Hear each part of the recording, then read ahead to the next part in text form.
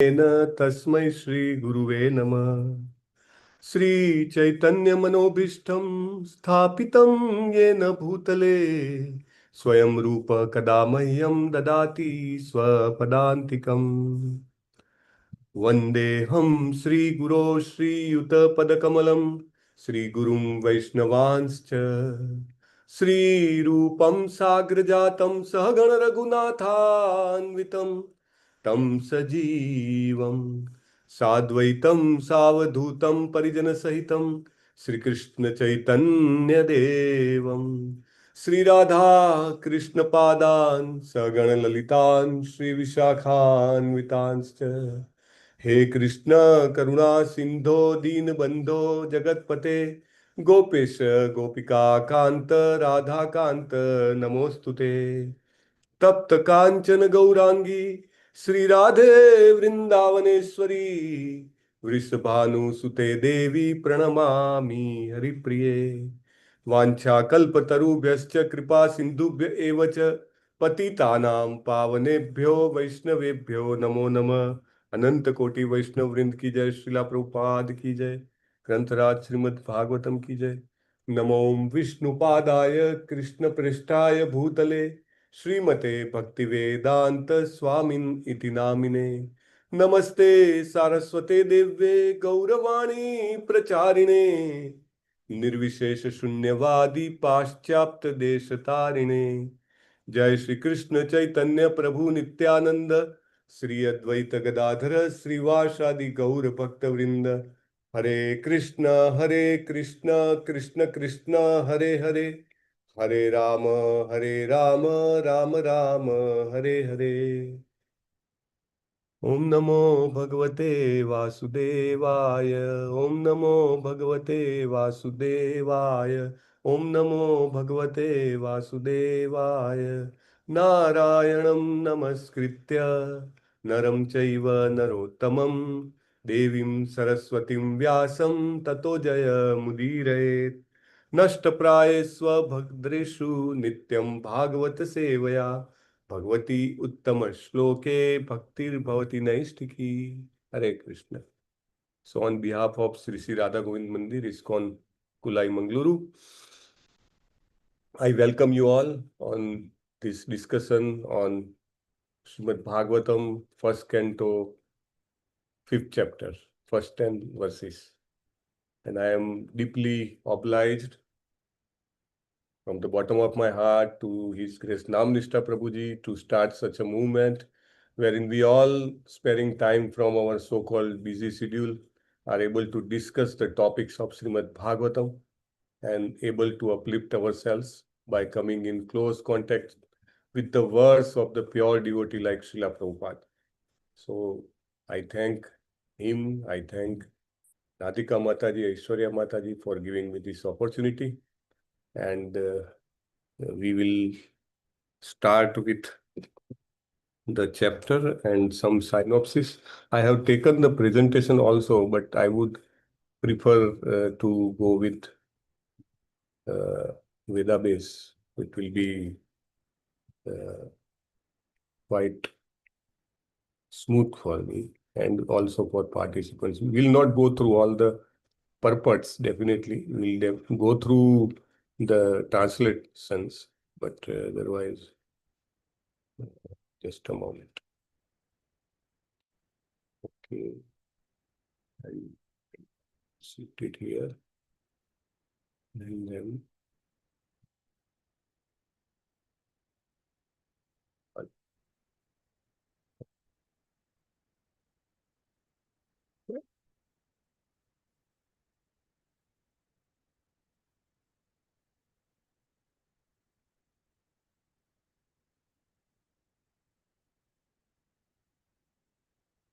Voice is not audible, Prabhuji.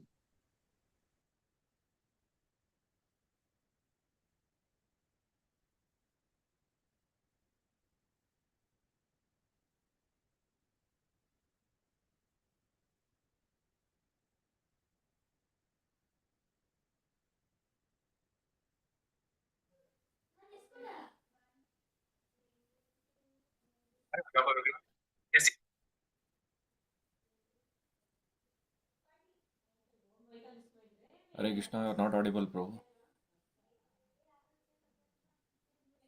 Hare Krishna. Hare Krishna. Hare Krishna. Am Yes, I Prabhu, audible? now it is. Now Yes, audible. Okay. yes, Hare Thank you. Krishna. So, in the previous fourth chapter, there were three important questions were asked. So, who is asking the question? Who are on the audience side? Just raise the hand, please. Yes. Hare Krishna. Who is the audience? Yes, Prananandini Madhvi Mataji. Hare Krishna Prabhuji, Pranam Prabhuji. The sages of Namisaranya, they are asking to Sutta Goswami Prabhuji. Hari Bol. Very nice. So we remember those sages and we remember Sutta Goswami for asking such a wonderful questions. The question, the questions what they asked are basically containing the entire Srimad Bhagavatam. But particularly what we are talking about here is the questions what were asked in the fourth chapter. So first thing they asked is that what is the origin of Srimad Bhagavatam? How Srimad Bhagavatam was originated, right? Means they have been gathered at such a pious place called Namisaranya, and they have they have uh, they have been leaving everything behind, their material life, their families, everything they left it behind, and they left it behind to hear Srimad Bhagavatam. So they want to know how Srimad Bhagavatam was originated. Then they asked about like glorious appearance and pastimes of Parikshit Maharaj, because Parikshit Maharaj was a pure devotee of the Lord and who was so fortunate that he was able to see the Supreme Lord face to face when he was in the embryo of his mother, right? So they want to hear the pastimes of Parikshit Maharaj. And then they also wanted to hear about Sukadev Goswami. Am I clear now? My voice is clear. Hare Krishna. Hare Krishna. Hare Krishna. Yes, Prabhuji. Yes, Prabhuji. Hare Krishna Prabhuji. Hare Krishna. Yes, thank you. So these are the three questions which the Naimisharanya's Rusis, and who was their representative? Saunak Muni, right? So through Saunak Muni, they asked these questions. And after this chapter, this is the chapter number 5, till the 19th chapter.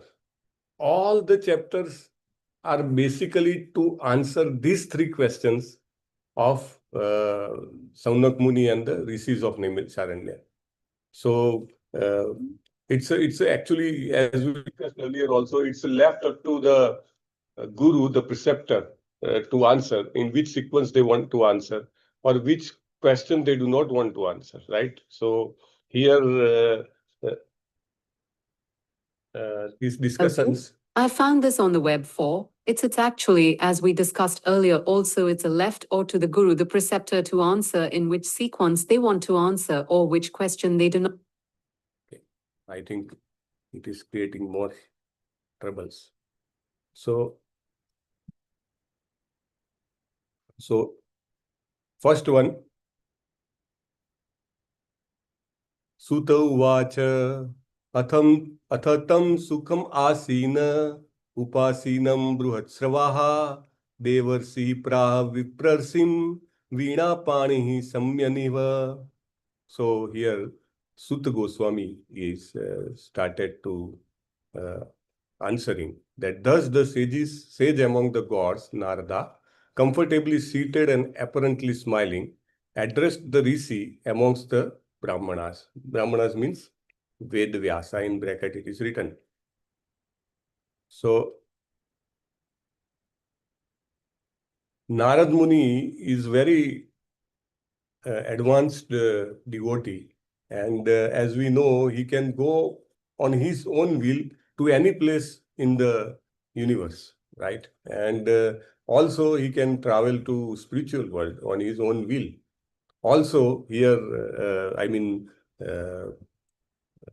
Vedvyasji, when he asks to Narad Muni, he says, you know everything, past, present, future. So he is actually trying to praise Narad Muni. And here it is mentioned that Narada was smiling because he well knew the great sage Vyas. Actually, if we remember, when we discussed in the earlier chapter that both Vyasji and both Naradji are the incarnations of the Lord, right? So which incarnation of the Lord are both individually? Just raise the hand, please. What kind of incarnation they classified into? Yes, Sasi Kumar Prabhu, Hare Krishna. Shaktiavesh avatar, right? This is Sahityika Shaktiavesha and Bhakti Shaktiavesha. Hari Bol. Very nice, Prabhu. Thank you. So, Sahityiks of Satyavesh. So, he has been incarnated to give us the Shastras, to Vedas, Puranas, Upanishads. So, he has incarnated for that. And Narad Muni also, he is also very, we can say, very famous across the Srimad Bhagavatam, because he is the person who gives bhakti to so many people across the Bhagavatam, as we see. And here Naradji comes smiling. So there are several reasons why he is coming smiling.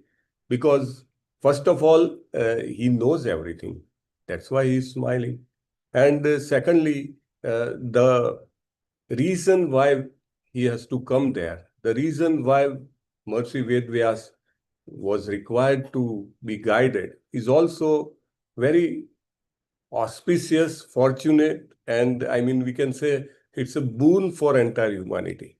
If Maharishi Vedvyas, being an incarnation of the Lord, would always have been in the trance and would always have been in his best and would never have come to the dependency, then we would never have got this Srimad Bhagavatam, right?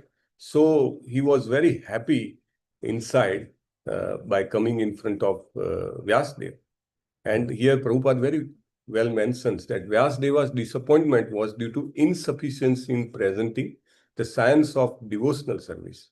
Narada knew the defect, and it was confirmed by the position of Vyasa. So it is very important that we always understand the supremacy of the spiritual master, wherein here, like Maharishi Vedvyas, who has understood that yes, my problem, my disappointment is well known by Naradji, and Naradji is smiling. That means that he is knowing the problem. Whenever we approach any doctor and then we describe the symptoms of our disease, and when the doctor is confidently smiling, then we know that yes, he knows the reason, he knows the cause, and he knows the remedy also. That is very important. Doctor asks us several questions. What did you eat day before yesterday? What were you doing? How was your sleep? Or maybe he asks the previous history if he doesn't know, right? And then based on our responses of those questions, doctor very, genuinely smiles, and that smile, just a smile gives us a confidence that yes, my disease will be cured, even if the disease may be so grave, but the smile gives a confidence. So here Naradji, without speaking a single word, he is giving, reposing his faith in Maharishi Vedvyas, right? It's not that he's telling, I know everything. Neither he says that to Maharishi Vedvyas that till now he has not told that you know everything and you are the creator. All these things he has not told, but just by gestures, he is able to tell. Similar incidents happen in Bhagavad Gita, and there is a word here for smile of Naradji. The word is used is he is saying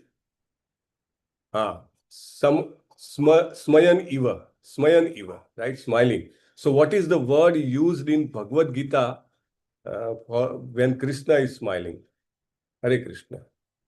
Yes, Sasi Sudesh Prabhu. Hare Krishna Prabhuji. Amata. Prahasan. Prahasannivapa. Right. So Krishna is also smiling at that time.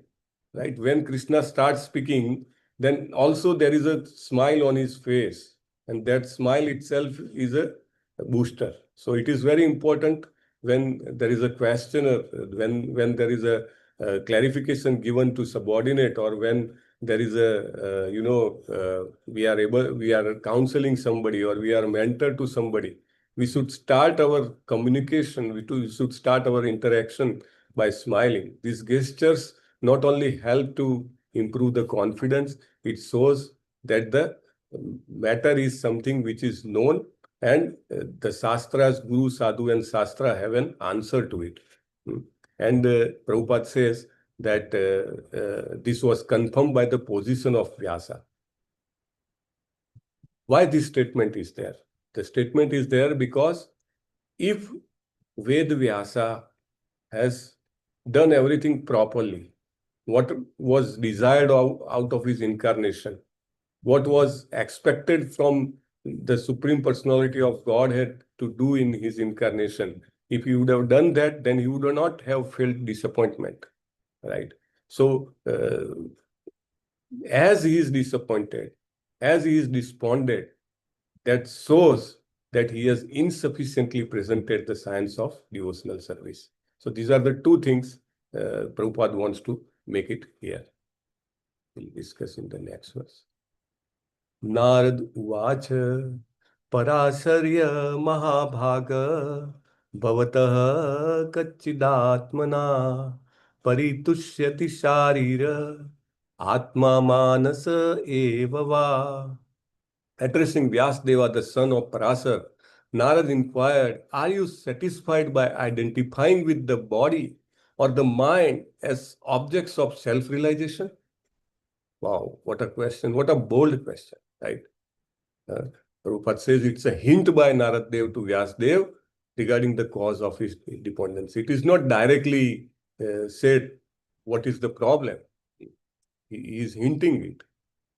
Like Krishna says to Arjuna, that Pandita do not crave for the body.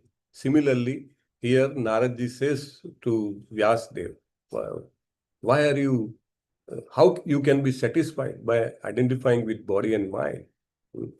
The privilege of having a great parentage. Now he is asking, he is addressing Vyasdev as Parasarya. Right? If we remember in Bhagavad Gita, many a times, even at the start also, Krishna addresses Arjuna as Kaunteya, right? Partha, right? Bharata.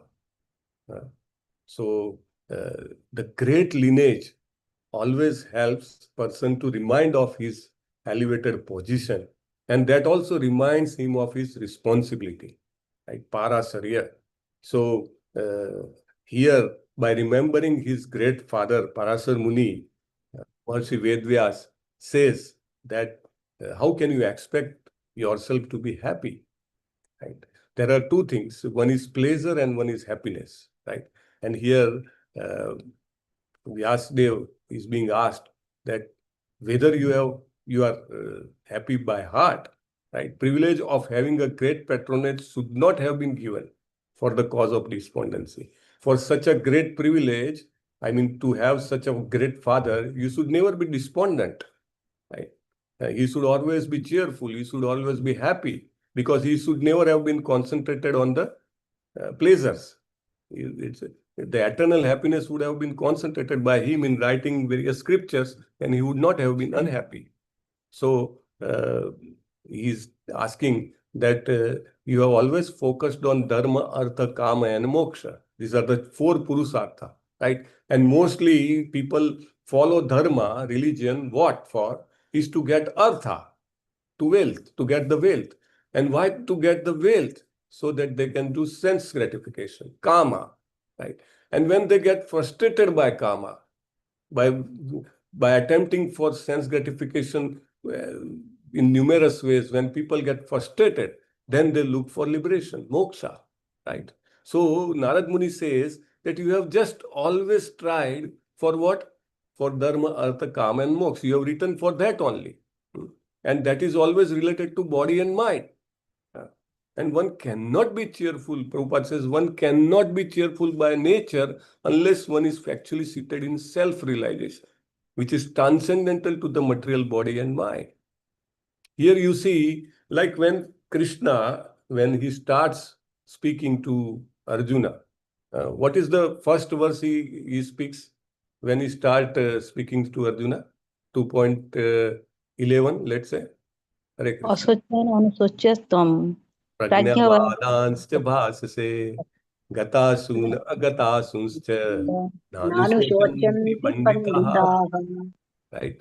So he is also kind of sarcastic, right? Here also, you see, Vyasdev is also being treated similarly by Naradji. We always expect gurus to, to be very calm and cool and, accept very easily accepting our faults and, kind of always whenever we do some mischief or let's say some sinful act, we feel that, okay, Guru Maharaj is there, please accept it. And it's not the case, when the preceptor, when the guru wants real goodness from the disciple, he will always be, taking it very strongly, and he will be telling in the right words. He will be asking the right questions. Like Krishna says, you talk like a pandita, but you behave like a fool.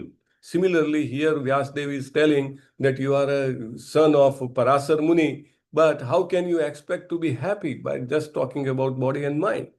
Right. So whenever we approach our guru, then whenever we have to guide somebody, at that time also we should be clear that we should be able to tell the truth, right?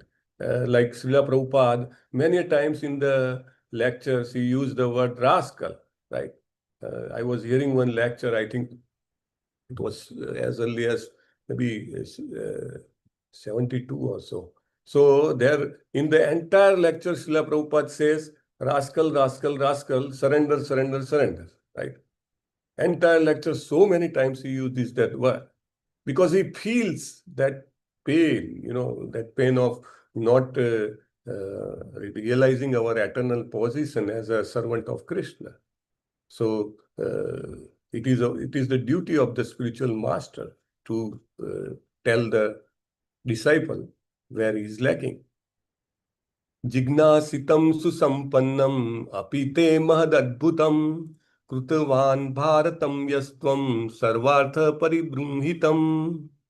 So he says, your inquiries were full and your studies were also well fulfilled.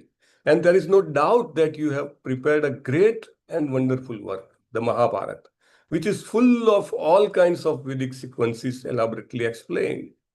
So he is still not telling what is the reason, right? Why you are despondent, why you are sad, why you are disappointed. He is not telling the truth. He is further, I think, before telling the truth in the exact words, he is creating a background and he is appreciating Vyasdev. Like Krishna appreciated Arjuna in many, many ways.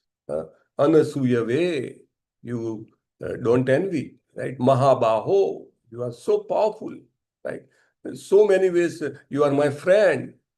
Priyosi me, right? You are very dear to me. So like that, he always boosted the confidence. What is required to be told, he tells very boldly. And wherever required to boost the confidence, he boosts up. So here, Narad Muni, in one way, is appreciating the work of Maharishi Vedvyas. You have written 18 Puranas. You have written you have divided the Vedas in the 4 parts. You have appointed the Acharya for each Vedas. You have started 4 different schools for each Vedas, right? Entire system he has established. Upanishads, 108 you have written. So your work is enormous. Right? You have done fabulous work. And after that also you thought that the general populace may not able to understand the Vedas, may not able to appreciate the Upanishads. Then you wrote the Mahabharata, right? Wherein just by reading and understanding the characters of Mahabharata, the general populace can know the principles of Dharma, Artha, Kama and Moksha. Right? And Prabhupada says that the despondency of Vyasadeva was certainly not due to his lack of sufficient knowledge, because as a student he had fully inquired about the Vedic literature, as a result of which Mahabharata is compiled with full explanation. So here in one way, Naradji says, you have done a good job, right? On the other way, he says that such a good job you have done out of your compassion to the general people, right? You wanted people to come out of the Janma Mrityu Jara Vyadi. So you have tried to do your best, right? And by telling that, he gives him hint, okay, either it was incomplete or it was incorrect, right? If somebody goes to doctor and he says to doctor that I have followed so and so routine, I have taken so and so, multivitamin tablets, I am taking care of this, I am exercising, I am sleeping well, I'm eating consciously, right? I take care of diet.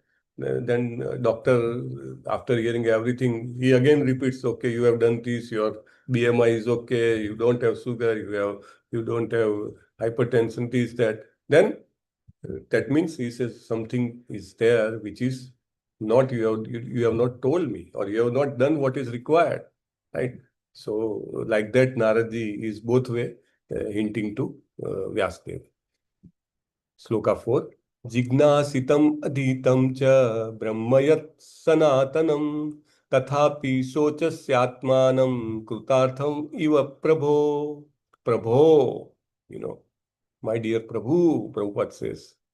We have seen many a times the dialogue between Guru and disciple. Even this time when His Grace Namnishta Prabhu went to meet Guru Maharaj in Chennai, and after meeting, then maybe same day evening or next day when Guru Maharaj was giving a class, then he said that Namnishta Prabhu has come from Mangaluru to meet me, right? There is always a, reciprocating relationship between Guru and disciple. As such, Prabhu means my master. Prabhupada has established this system to call the another devotee as a Prabhu. Prabhu means my master. You can order me, right? But here, the Guru says to the disciple, my dear Prabhu, you have fully delineated the subject of impersonal Brahman as well as the knowledge derived therefrom. Why should you be despondent in spite of all this? Thinking that you are undone, my dear Prabhu?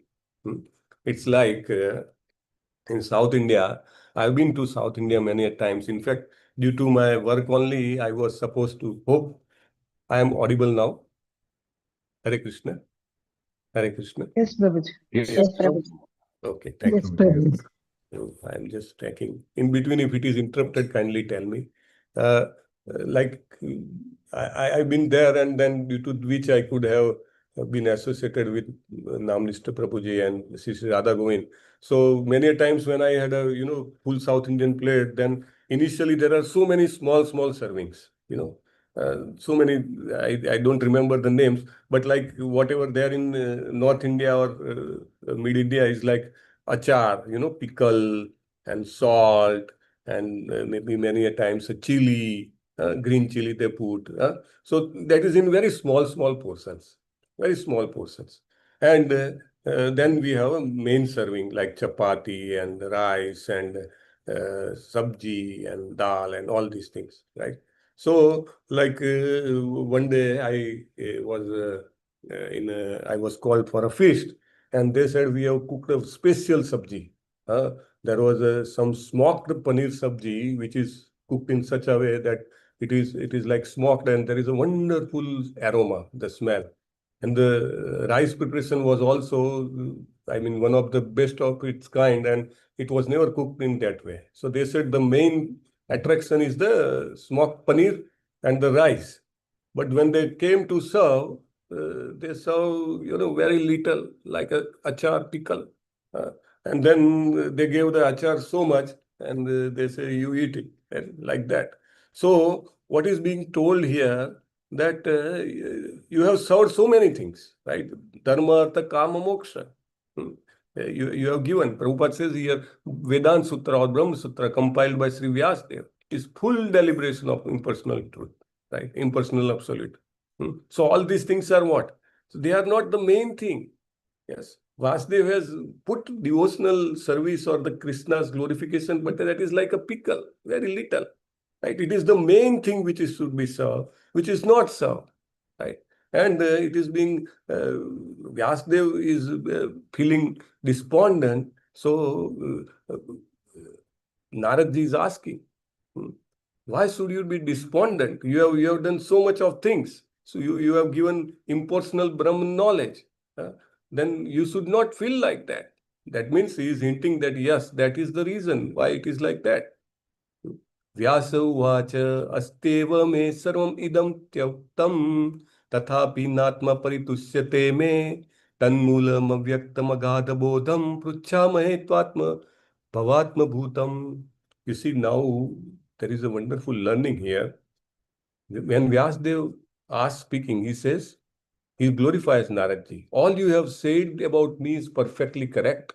Despite all this, I am not pacified. I therefore question you about the root cause of my dissatisfaction. For you are a man of unlimited knowledge due to your being the offspring of Brahma, who is self-born. So he is appreciating Guru Maharaj. This is one of the very important characteristics we have to learn, because he is not asking a question directly. He is first glorifying his Guru Maharaj. Here, Prabhupada says, in material world, everyone is engrossed with the idea of identifying the body and mind. So all knowledge disseminated in the material world is related to either with body or mind. And that is not always detected, even though one may be greatest erudite scholar in material knowledge. It is good, therefore, to approach personality like Narad to solve the root cause of all dependencies. We can see in 2nd chapter, 7th verse, even Arjuna submits. Which is this verse? Which is the sloka? Can you recite? Arpanyadoso Swabhava pruchhami tvam dharma samudate Yatreyasya nityam hitam me nishyasya everybody knows. So Vyasadeva is incarnation of the God. Vyasadeva has written so many shastras, right? Still he becomes submissive. This is a very important point, right? Vyasadeva, being incarnation of the God, he knows everything, and he could, if he behaves in that way, nothing can be received from his Guru, his spiritual master, right? And he is the Rachita, like our Guru Maharaj of Srila Prabhupada, Srila Bhakti Siddhanta Saraswati Maharaj. His Guru Maharaj was Gaur Kishore Das Babaji Maharaj, and he was kind of illiterate. He couldn't write his name, right? And still, when Bhakti Siddhanta Saraswati Maharaj was told by his father, Bhakti Vinod Thakur Maharaj, that your life is successful if you become disciple of Gaur Kishore Das Babaji Maharaj. And at that time itself, Bhakti Siddhanta Saraswati Maharaj has written many volumes on many subjects, right?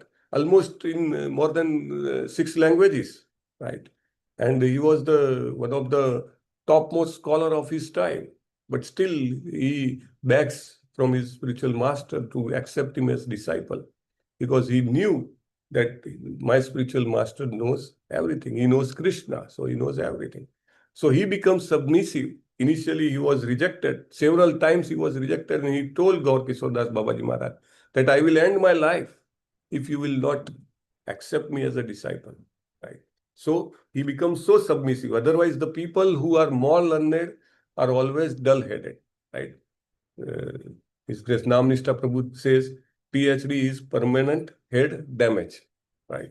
So the people who learn, who get so much educated, become so much arrogant and so much self-reliant, they do not understand the idea of surrender. They do not understand the idea of submissiveness, the value of submissiveness for the purpose of spiritual progression. So this is one of the most important qualities in a spiritual path. We have to learn. We have to learn to submit. We have learned to appreciate the qualities of our spiritual master. We have to learn to praise the spiritual master, right?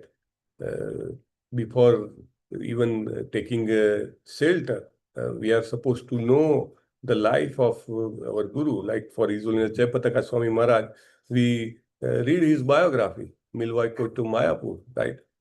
We try to know about him, we try to hear from him, we try to understand what are the commands were given by Prabhupada to him, right? So by knowing all these things, we are trying to be submissive, right? This is the most important aspect.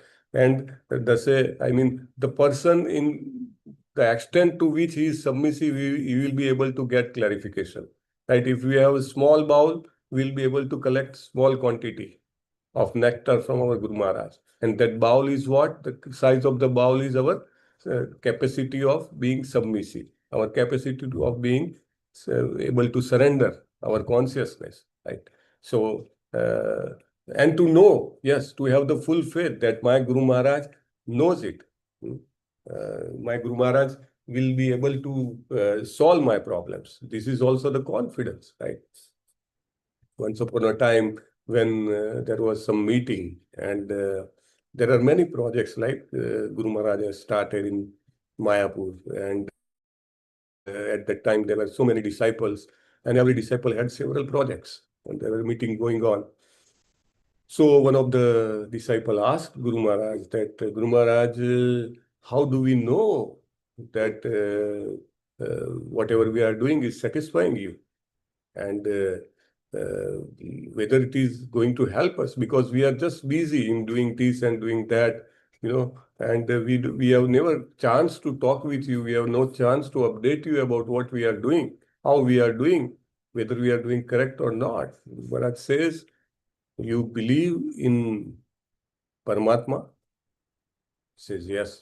He said, bring the mic closer to your mouth. Do you believe in Paramatma? Says, yes, I believe in Paramatma. So, through that Paramatma and the Paramatma in my heart, I will know what is required to be known to me. And if required, then I will correct. So, the point here important is to know that, yes, Guru knows about me, and Guru is there to guide me, and Guru is capable to guide me, and Guru wants to guide me, right? This is very important points, which generally we observe this kind of qualities are there in all the advanced disciples or the people who themselves are the Gurus. I remember one of the incidents, His Holiness Kadamba Swami Maharaj. You know who is his Guru? Kadamba Swami Maharaj? Any idea? Okay. 1, 2, 3, 4, 5. Yes, Sureshwari Mataji. Srila Prabhupada Prabhuji. Oh, no. He is disciple of Jayadvait Maharaj. Jayadvait Maharaj is a disciple of Srila Prabhupada, right? So Kadamba Swami Maharaj, when he was in the last stage of his cancer, he had a cancer. So it was very difficult for him to pronounce or speak also in words. So, but then still he was not trying to talk or give the lecture, but trying to complete his rounds, 16 rounds. And it was taking a lot of time. Sometimes hours and hours used to take just to complete his 16 rounds. And then his disciples, means Kadamba Swami Maharaj was also a guru. And he was spreading, like Jayapatka Swami Maharaj has many disciples who are gurus, like Bhakti Purushottam Swami Maharaj and so many others. So his disciples went to Jayadvait Swami Maharaj, who was the guru of their guru. So they said that Guru Maharaj is in final stage and he is having so much trouble. So you please help. So Jayadvait Maharaj flies all the way and comes to Kadamba Swami Maharaj and meets him, and he asks, how are you? How is your health? And are you able to, follow the rules and all this? So he was discussing, trying to ask if Kadamba Swami Maharaj says that I have this problem, but he never said. Right? So after their talk completed, Jayadvait Swami Maharaj said that I can realize now that you have a problem in speaking. It's you are not getting sufficient air into your lungs to speak out what you want, or you speak very slowly. So how do you finish your rounds, right? It must be taking a lot of time. So he says, yes, Guru Maharaj, it takes a lot of time, sometimes from morning till late evening. I am struggling to, finish rounds. So he says, okay, looking into your condition, it's not required. You chant 16 mantras, right? Each mantra equal to one round. And Kadamakanand Swami Maharaj just falls flat into the lotus feet of his Guru Maharaj, just holds his lotus feet and says, Guru Maharaj, please don't order me that. Right? Please don't order me that. Because you have ordered me, I am able to do it till now. So kindly continue your earlier order to let me chant. Right? And he was chanting almost till the last day of his life. But he has so much faith and surrender to the words of his spiritual master. Right? And that faith, in fact, the last stage when he was leaving the body, he was lying on the one side of the body, and then he just turned his body and raised his hand and he said, Hare Krishna. And he, just before few hours, he gave an interview. He said that my service is going to continue on another side of the curtain.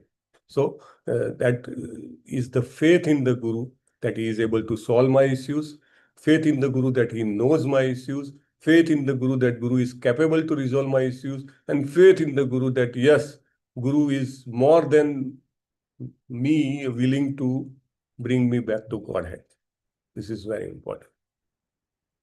Savai bhavan veda samasta guhya mupasito yat purusha purana paravaresho manasaiva vishwam srujatyavatyatti gunai rasanga. So he says, my Lord, everything that is mysterious is known to you because you worship the creator and destroyer of the material world and the maintainer of the spiritual world, the original personality of Godhead, who is transcendental to three modes of material nature. So he says, as you worship Supreme Personality of Godhead, who is above three modes of material nature, so you are also above three modes of material nature.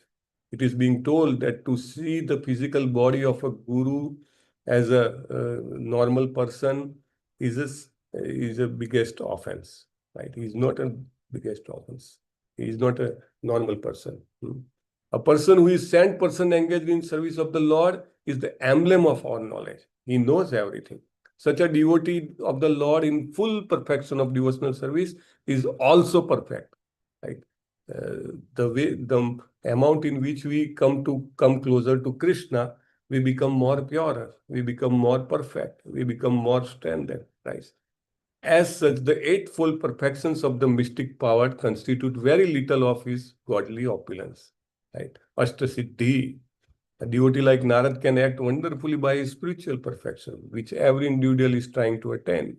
Srila Narad is a 100% perfect living being, although not equal to Supreme Personality of Godhead. So this we have discussed earlier in the third chapter also. Anshi and Ans, right? So Anshi always worships the Ans. Ans always worship the Anshi, right? So Narad Dev is all powerful, and still he says he is not equal to Supreme Personality of Godhead. So here Vyasadeva is still, praising, glorifying his spiritual master. We have one opportunity at every Vyas Puja to glorify our spiritual master, right? And it is a practice. It is a practice which helps us to glorify.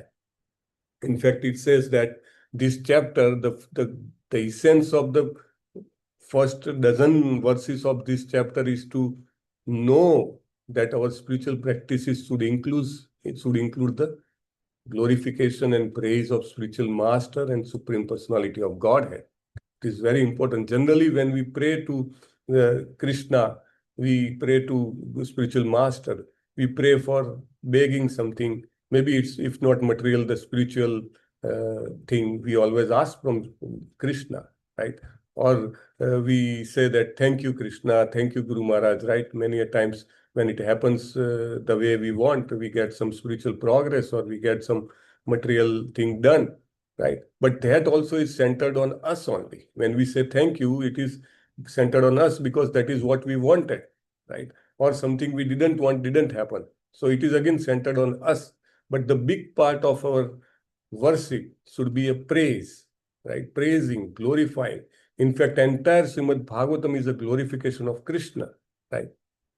And glorification is the main way of praying to the Supreme Personality of Godhead, which generally we are missing. It is being, I mean, I was told by one of the very senior devotee that we should always try to pray to Krishna by praising the Krishna. So I said, how it is to be done? Because we are very, I don't find it more easy or comfortable to do.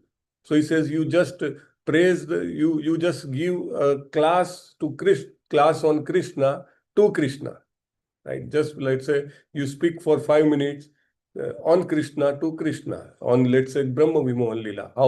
How Krishna, you nicely converted yourself into so many calves and cows and so many Gopabalas, and how Brahmaji was bewildered, and how nicely you allow Brahmaji to come back and understand the entire scenario, because without his mercy, this Leela could not have been understood by Brahmaji also.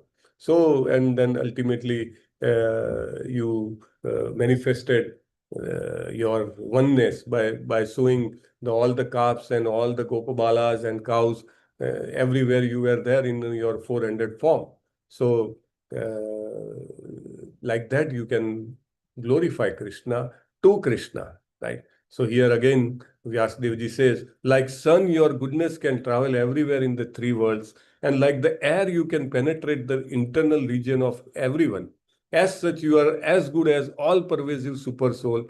Please therefore find out the deficiency in me, despite my being absorbed in transcendence under disciplinary regulations and vows. Very important. He is submitting himself. You find out the deficiency, right?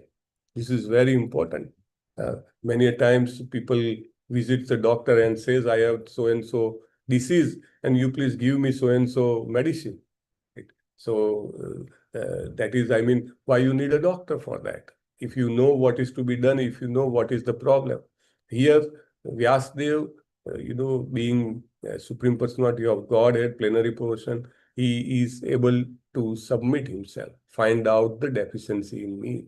Tadvidhi pranipatena pariprasnena sevaya upadekshanti te jnanam jnanina tattvadarshina pranipatena pariprasnena sevaya. All these things are required. So here transcendental realization, Prabhupada says transcendental realization, pious activity, worshipping deity, charity, mercifulness, non-violence, studying scriptures, and the strict disciplinary regulations are always helpful, but they may not be sufficient or complete. Here he says, I have done all these things, and you know me, that there is, I have followed each and every regulation which is being known through Vedas.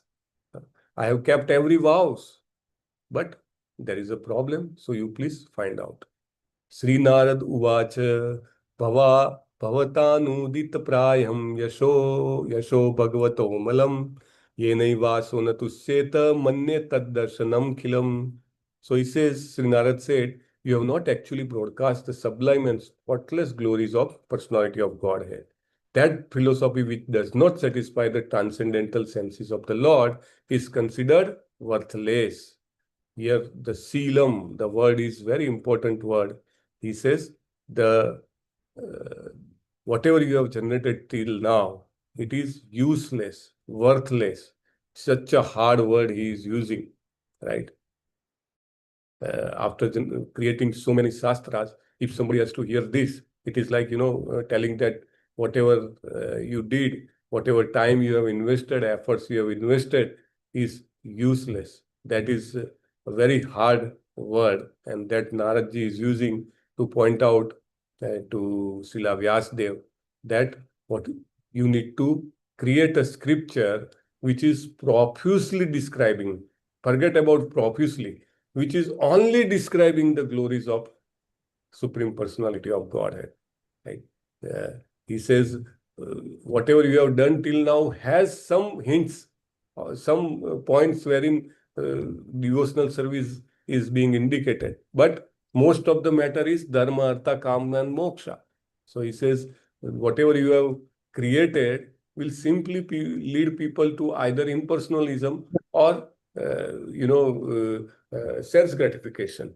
It will give the ways for them to deteriorate in their spiritual progression.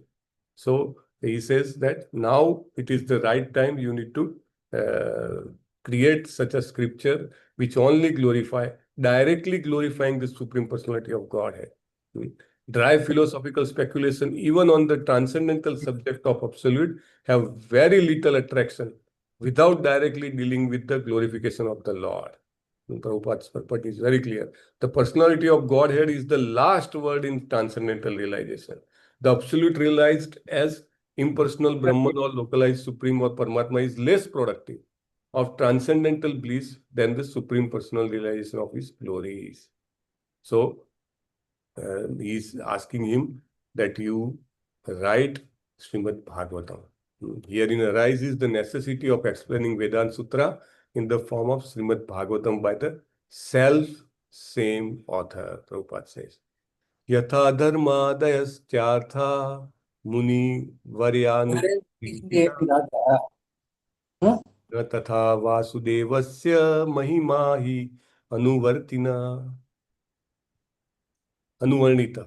So, although great sage, you have very broadly described the four principles beginning with religious performances, you have not described the glories of Supreme Personality Vyasdeva. So, Personality Vasudeva. The prompt diagnosis of Sri Narada is once declared. He identifies the root cause. Root cause of despondency was his deliberate avoidance of glorifying the Lord in his various editions of Puranas. Deliberate avoidance is a very strong word by Srila Prabhupada. Deliberate avoidance. Right? Many a times we come across many, so-called gurus and spiritual masters, of course, not in the parampara of Vaishnava, but those are very famous. But as we see, they always talk about love, they always talk about pleasure, they always talk about relationships. But when it comes to the talking about the Supreme Personality of Godhead, they always try to avoid that. So here Prabhupada makes a point that Srila Vyasdeva has deliberately avoided the glorification of Supreme Lord. Certainly as a matter of course, given descriptions of the glories of the Lord, Sri Krishna, but not as many as given to religiosity, economic development, and sense gratification. We saw that example that in the plate, when we said to eat the prasadam, if only pickle is given so much, if the salt is given so much, and the main course of rice is given only like pickle little much, right? Only the main sabji is given only like a pickle, then ultimately it's only dish full of pickle. So like that, Vyasdev, whatever he has prepared is like Dharma, Artha, Kama, Moksha, Prabhupada says. More or less improperly used his valuable time. Right? Time is very, very important. As such, for the Supreme Personality of Godhead, the time is not the factor which is affecting. Like he says, I am Kal. In Bhagavad Gita, he says so. But for the incarnations which have come for particular agenda, for the Hare Krishna, for the betterment of the humanity, for them time is very important because in that short span of time, they have to achieve the purpose of their incarnation, right? And hence he was despondent. So nobody in the world is free. Even the incarnation of Lord also, if it is not focused on the purpose of, glorification of the Supreme Lord, he will be covered under the cloud of Maya. From this, it is clearly indicated that no one can be pleased substantially without being engaged in the devotional service of the Lord. No one can be pleased substantially. Prabhupada is very clear, right? Prabhupada says it is not possible to be pleased, to be happy, to be satisfied, to be content without engaging devotional service of the Lord. There was a interview of Prabhupada wherein somebody asked that what is the message of Bhagavad Gita? So Prabhupada says that rascal Arjun is not hearing the message of Supreme Lord. That rascal, if he hears the message and follows it, he would not have been in despondency and disappointment, right? Everybody was laughing. Obviously, we should see the time, place, and circumstances to understand such message. But the point is, when the pure devotee knows this, pure devotee is in direct, interaction or relationship with the Supreme Lord, he is able to understand, he is able to, convey the message with that much gravity. He is able to tell that, you see, you have the Lord himself available at your helm to solve your problems, but you are using your own logic and mind to, analyze the situation and take the decisions for your forward action. So that is not correct. So here also Naradji is telling that though you are Parasar Muni's son, though you are following all rules and regulations, though you are compassionate to invest your time and efforts in creating so many scriptures, but you have not glorified the Supreme Lord. So you will not be able to do justice to your incarnation, and it will not please the general populace also. No one can be pleased. No one means neither the creator, nor the people who read those shastras, and nor the people who tries to follow it. Though they may be successful to some extent in getting dharma, in artha, in kama, maybe sometimes they may reach to moksha also, but they will not be pleased. Like Namanista Prabhu many times explains that the impersonalists may be sometime reaching to the position of liberation, but still after some time, because there is no variation there is no bliss there, they are coming back to material world, right? So that means they are not pleased. So Prabhupada says in Bhagavad Gita also this fact is very clearly mentioned. After liberation,